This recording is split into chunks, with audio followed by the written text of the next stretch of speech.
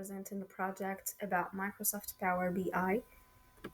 So first of all, we're going to be exploring in this project how Power BI can transform the data into actionable insights, compelling narratives, and how it can help us into driving decision making. So first of all, identifying key insights. Power BI helps us uncover hidden patterns, trends, and outliers within the data.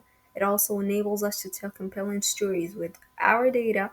It also empowers us to drive action in decision making. With Power BI's intuitive interface, we can quickly analyze sales data, for example, to identify growth opportunities or operational inefficiencies.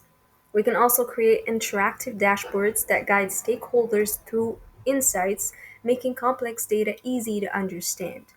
Power BI also helps us to highlight actionable recommendations with our visualizations, prompting stakeholders to make informed decisions. Here we can see an example of a dashboard created with Power BI representing the sales of a company.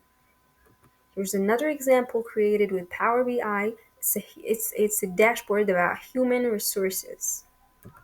So we have seen how Power BI can help us identify insights, craft narratives, and drive action from our data.